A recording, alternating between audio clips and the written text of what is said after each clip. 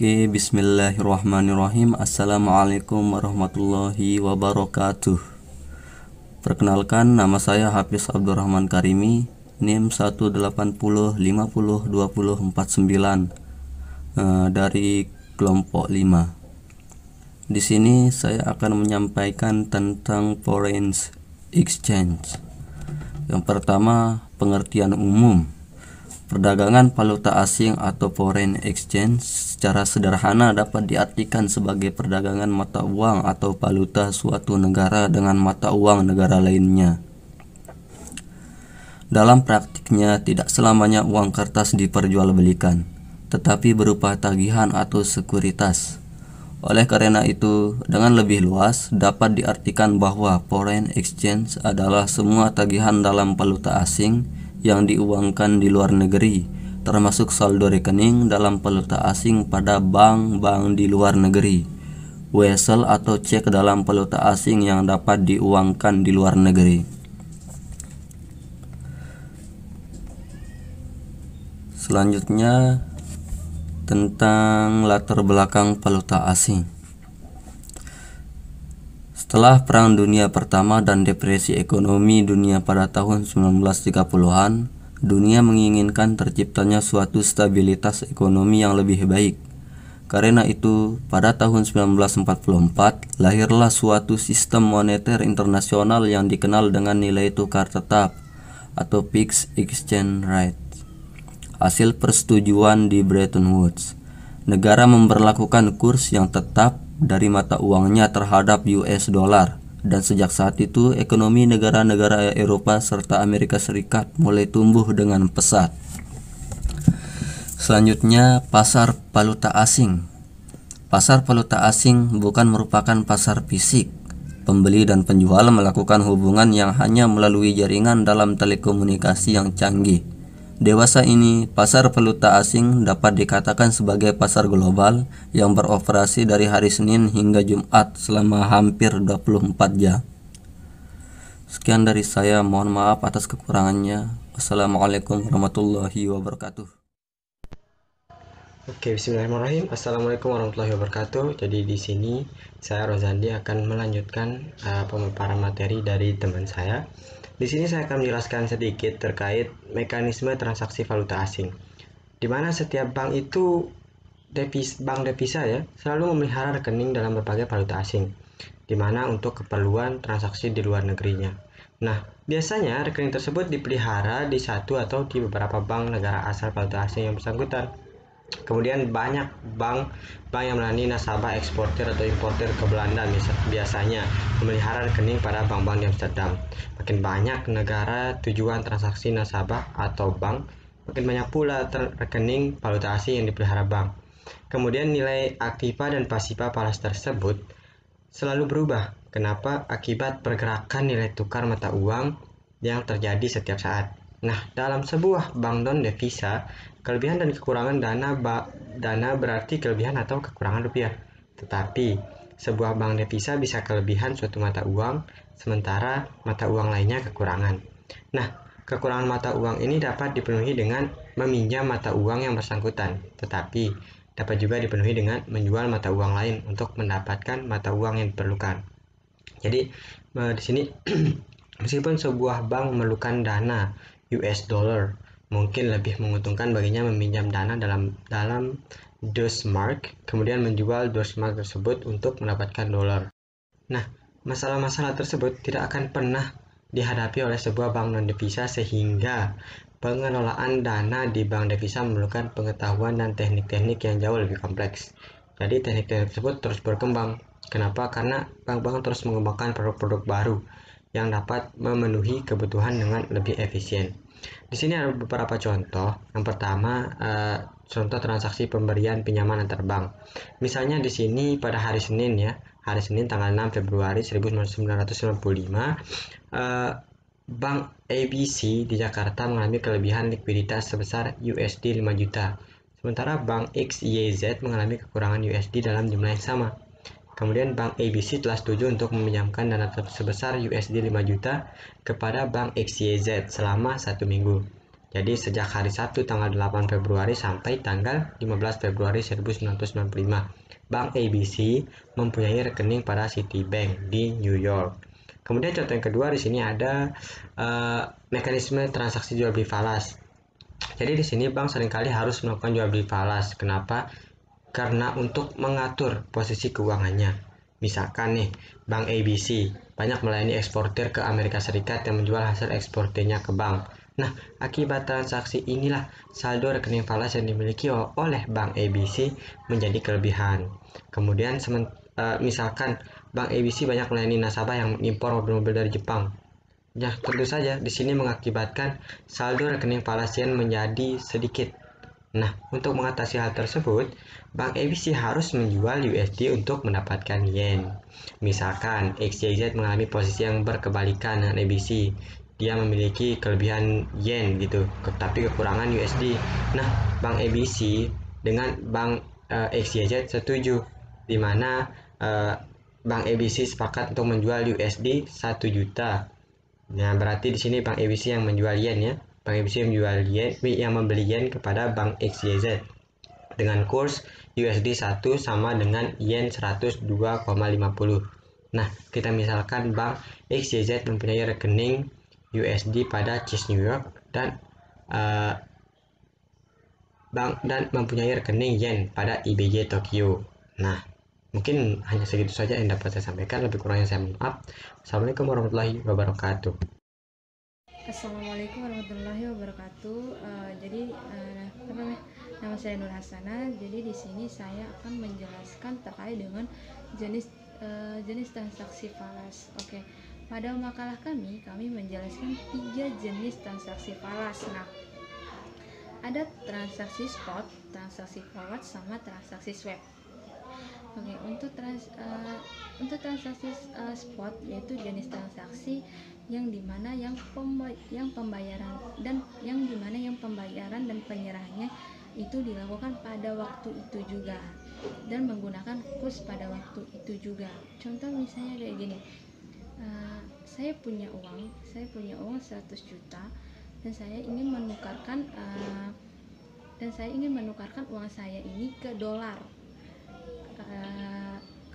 Atau enggak, saya punya dolar dan saya ingin menukarkan dolar saya ini ke rupiah, dan ini disebut sebagai transaksi spot. Mungkin teman-teman pernah dengar ya, tapi tidak tahu namanya transaksi ini disebut transaksi apa. Jadi ini adalah ilmu baru buat teman-teman yang baru tahu kalau ini tuh disebut sebagai transaksi spot.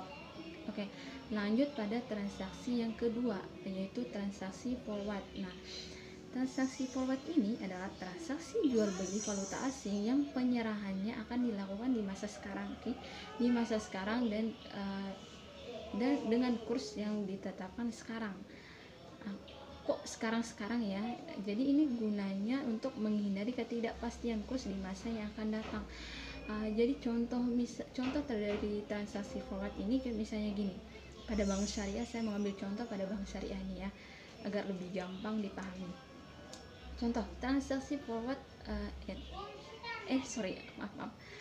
contoh kayak misalnya gini, ada seorang pengusaha sama bank. Si pengusaha ini dia ingin melakukan pembelian mesin di luar negeri dengan menggunakan akad istisnas yang dimana dia akan membayar 3 bulan lagi. Oke. Pada saat akad, nah misalnya pada saat akadnya ini adalah pada bulan Januari, tanggal 1 Januari misalnya. Nah, pada tanggal 1 Januari ini kurs misalnya dolar ya, pada 1 Januari kurs dolar itu senilai 1 US dollarnya itu adalah 12.000 misalnya. Maka kurs yang digunakan yaitu pada waktu itu. Namun karena dia berjanji akan namun akad yang digunakan itu adalah akad istisnas, dan dia akan membayarnya 3 bulan lagi.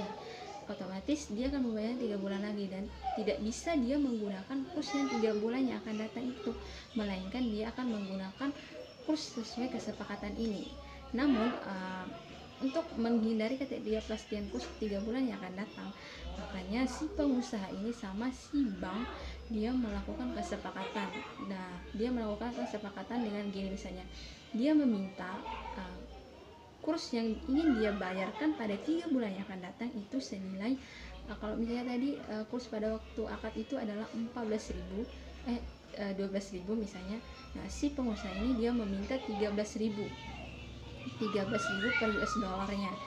Nah, misalnya gini, 3 bulan kemudian telah datang, misalnya 3 bulan kemudian telah datang ini kurs yang terjadi pada waktu itu misalnya adalah 15.000 per US dollarnya. Maka dari itu dia tidak bisa menggunakan kurs yang 3 bulan yang akan datang ini, karena memang dia telah menggunakan kesepakatan yang di awalnya tadi, yang dimana kursnya pada waktu kesepakatan itu adalah 13.000 misalnya itu ya. Maka dia menggunakan kurs yang 13.000 per US dollar ini untuk membayar pembelian mesinnya tadi. Jadi ini tujuannya itu adalah untuk menghindari ketidakpastian kurs di masa yang akan datang. Itu adalah salah satu contoh transaksi forward. Nah, lanjut pada transaksi falas yang ketiga, yaitu transaksi falas swap. Nah, transaksi falas swap ini sederhananya itu dia itu adalah penggabungan antara transaksi spot dengan transaksi forward. Nah, untuk penjelasannya nih ya, transaksi swap ini adalah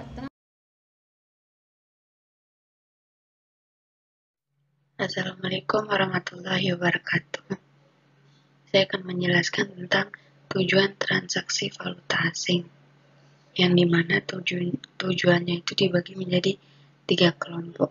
Yang pertama trading, yang kedua hedging, yang ketiga speculation.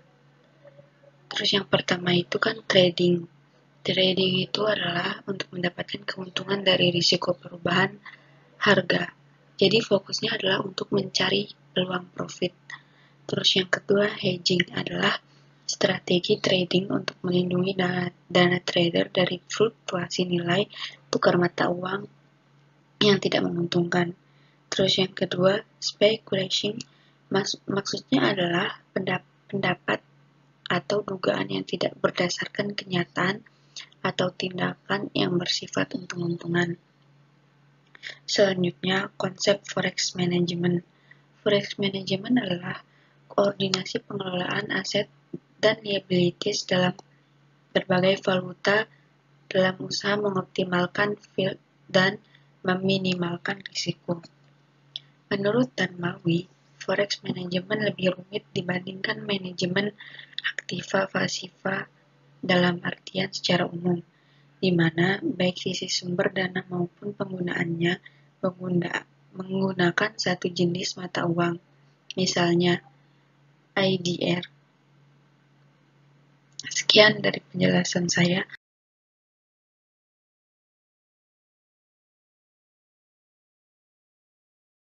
Baik, saya Astriani akan melanjutkan materi tentang tujuan FEN. Tujuan pengelolaan forex exchange adalah mengelola risiko fluktuasi nilai tukar secara menyeluruh yang dikaitkan dengan mismatch yang terjadi dalam valuta asing dalam neraca. Memaksimalkan pendapatan yang berasal dari exchange rate dan interest rate, dan mendukung tujuan manajemen likuiditas serta gap manajemen. Untuk mencapai tujuan ini, pihak ALCO mengatur dan menentukan kebijakan serta membuat keputusan asset liability management ALMA, termasuk menata posisi forex exchange. Analisis dan informasi yang akurat diperlukan untuk menunjang keberhasilan pelaksanaan tugas ALCO dan forex exchange management, karena informasi dan analisis tersebut digunakan oleh anggota ALCO untuk menentukan kebijakan dan pengambilan keputusan menyangkut forex exchange. Proses yang diperlukan dalam pengambilan keputusan untuk mengatur, menentukan kebijakan dan petunjuk manajemen, dan memperoleh informasi yang diperlukan dalam mendukung suatu pola keputusan. Assalamualaikum warahmatullahi wabarakatuh. Nama saya India Ridhatul Muada, NIM 180502050. Nah, di sini saya akan membahas terkait subbab perlunya forex management.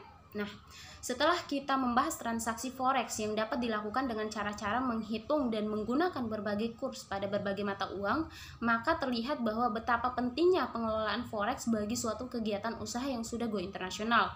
Artinya, tidak hanya sebatas pada masalah perbankan saja, tetapi segala aspek bisnis yang mencakup perdagangan internasional, maka dampaknya adalah pada pentingnya manajemen forex harus dikelola dengan baik agar tidak menimbulkan kerugian dan dapat menjaga likuiditas setiap mata uang yang dibutuhkan. Terlebih lagi bagi dunia perbankan yang memiliki aset dan liability dalam berbagai currency yang harus dikelola dengan baik. Karena adanya berbagai sumber dana dalam berbagai currency di satu sisi, sedang di sisi lain terdapat penggunaan dana juga dalam berbagai currency yang berbeda. Maka sudah menjadi kenyataan bahwa pengelolaan akibat dari transaksi yang bersumber dari berbagai currency membutuhkan pengelolaan yang cermat, akurat, dan tepat waktu. Sebab setiap kesempatan yang ada pada dasarnya adalah merupakan sebuah opportunity untuk dilakukan. Apakah dalam rangka memperkecil risiko yang ditimbulkan, atau mengoptimalkan return yang diharapkan, atau hanya sebagai pemenuhan terhadap kebutuhan nasabah bank yang bersangkutan. Ini semua itu tergantung pada situasi dan kondisi yang berkembang pada saat opportunity itu muncul. Nah, ada berbagai currency yang dikelola, maka dampaknya adalah munculnya risiko, baik dari sisi aset maupun sisi liabilities. Nah, risiko yang ditimbulkan dapat berupa risiko nilai tukar, risiko perubahan tingkat bunga, bahkan risiko likuiditas terhadap suatu currency.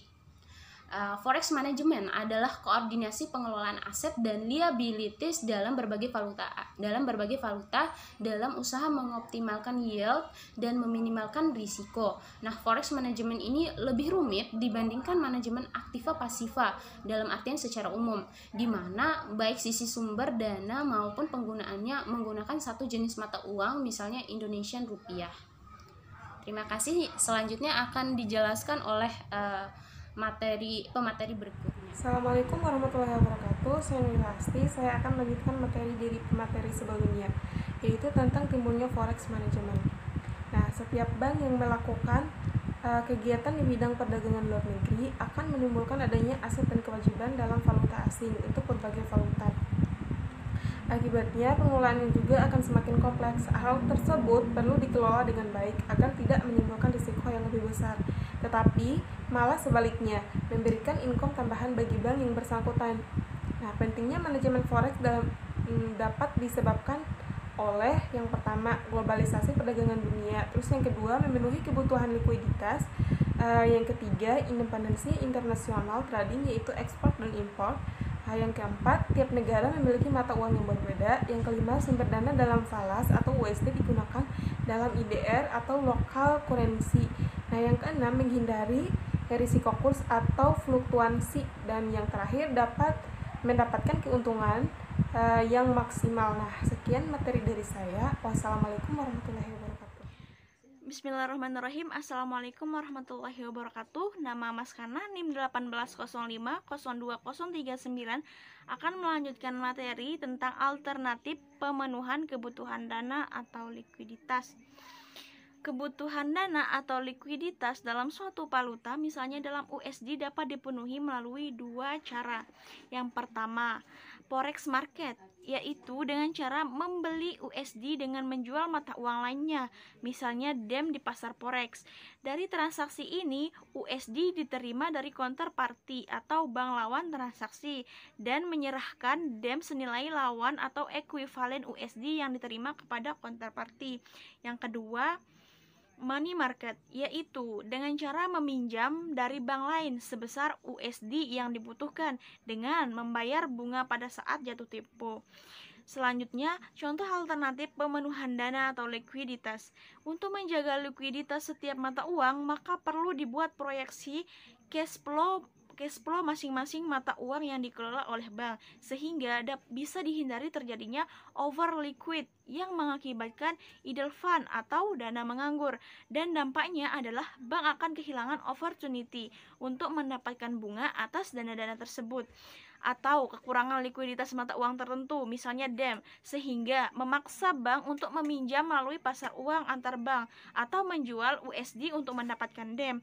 Untuk itu dibutuhkanlah perhitungan cash flow dan proyeksi cash flow yang tepat dan akurat, sehingga dapat menghindari kemungkinan timbulnya resiko yang akan diakibatkan oleh kesalahan atau keterlambatan dalam menghitung atau memberikan informasi kepada manajemen. Sekian dari saya, akan dilanjutkan oleh pemateri berikutnya. Terima kasih. Assalamualaikum warahmatullahi wabarakatuh.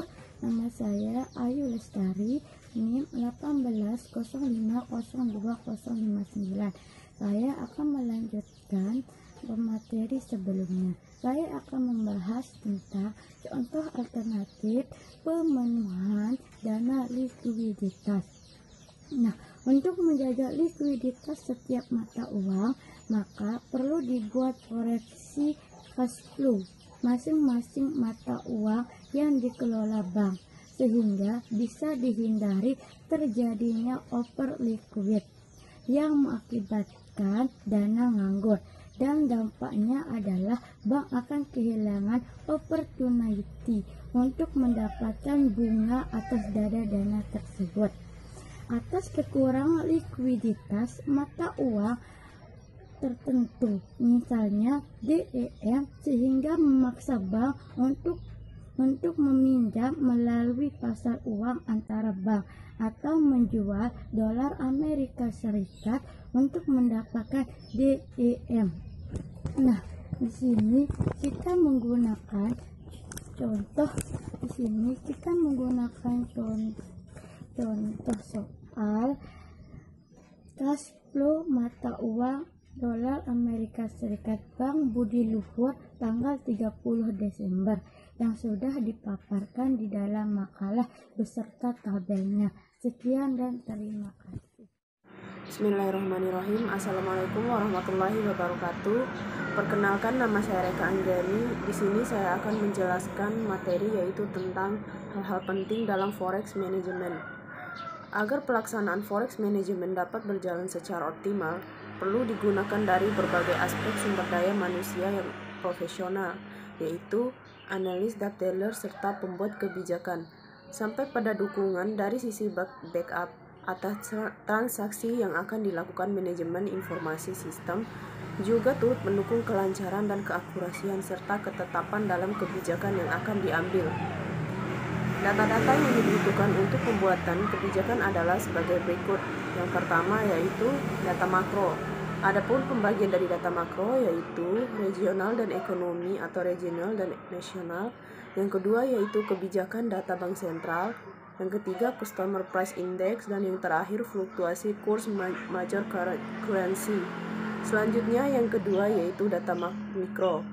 Adapun pembagiannya yaitu yang pertama ringkasan analisis kecenderungan kurs, yang kedua yaitu summary, yang ketiga yaitu ringkasan outstanding setiap currency, dan yang terakhir yaitu proyeksi cash flow setiap currency. Terima kasih, sekian materi dari saya.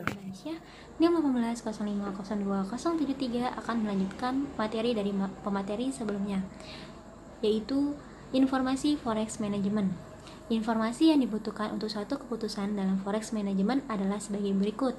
Yang pertama, ringkasan bulanan mengenai posisi forex yang mencakup posisi rata-rata harian, posisi rata-rata overnight, dan rugi atau laba setiap currency. Yang kedua, ringkasan bulanan posisi forex dan kinerja setiap cabang luar negeri, jika mempunyai cabang di luar negeri. Yang ketiga, data historis mengenai perbedaan exchange rate interest di luar negeri. Yang keempat, ringkasan dari konsultan bank mengenai analisis forex, perakiraan, dan rekomendasi untuk bank tersebut. Yang kelima, ringkasan analisis forex, perakiraan, dan rekomendasi yang dibuat oleh bank. Selain itu, informasi di atas, informasi dari departemen yang berbeda pada bank yang sama juga dibutuhkan. Informasi tersebut biasanya berasal dari treasury manager, yang mana dalam menyediakan fee informasi ini, treasury membutuhkan informasi dan analisis berikut.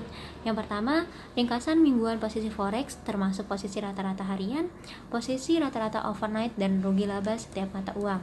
Yang kedua, ringkasan mingguan posisi forex dan performance setiap cabang di luar negeri.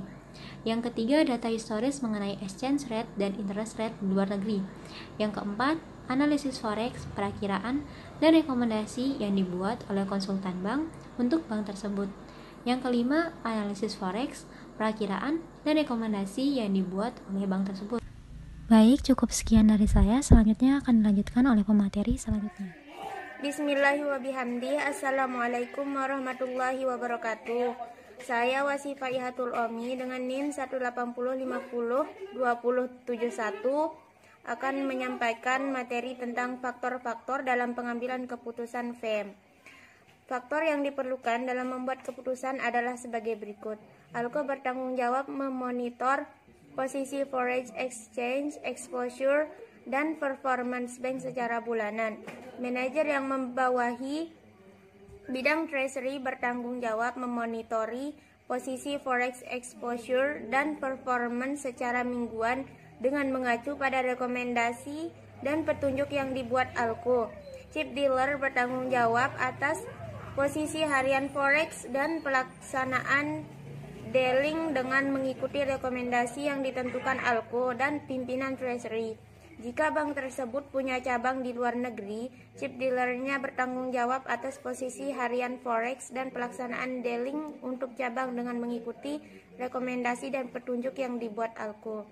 Mungkin hanya ini yang bisa saya sampaikan. Sekian, Assalamualaikum warahmatullahi wabarakatuh.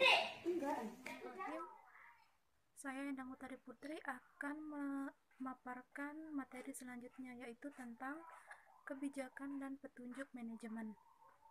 Dalam membuat suatu kebijakan, hal-hal berikut ini harus dilakukan. Yang pertama, ALCO membuat suatu kebijakan dan petunjuk seperti di bawah ini untuk meyakinkan bahwa tingkat risiko yang bisa diterima dapat dikendalikan dengan cara berikut.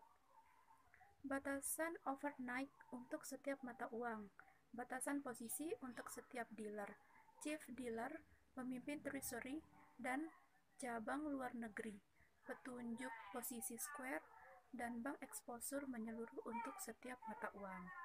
Yang kedua, Treasury Manager membuat kebijakan dan petunjuk mingguan dalam hal posisi forex setiap mata uang, misalnya mata uang US, yen, AUS, dan lain-lain. Kombinasi antara capital market dan money market, termasuk dalam hal ini call money. Yang ketiga, Chief Dealer membuat keputusan dalam aktivitas forex secara harian dalam hal jual atau beli mata uang, swap, open position, posisi square, atau sebaliknya. Dan yang terakhir atau keempat, ALCO dan bagian treasury mengkoordinir kebijakan-kebijakan dan petunjuk dengan bagian luar negeri, jika mempunyai cabang di luar negeri. Baik, bismillahirrahmanirrahim. Assalamualaikum warahmatullahi wabarakatuh. Saya atas nama Afianingsi akan melanjutkan materi dari pemateri sebelumnya, yaitu tentang pelaksanaan forex management. Forex management dilakukan melalui beberapa tahap berikut. Yang pertama, bagian treasury bertanggung jawab melaksanakan dan mengkoordinasi seluruh petunjuk dan rekomendasi yang dibuat ALCO mengenai forex. Yang kedua, chief dealer melaksanakan petunjuk dan rekomendasi mengenai forex. Tetapi, jika posisinya di luar petunjuk atau menyimpang, maka harus mendapat persetujuan dari ALCO. Yang terakhir, bagian treasury memonitor posisi forex dan memperbaiki posisi jika diperlukan.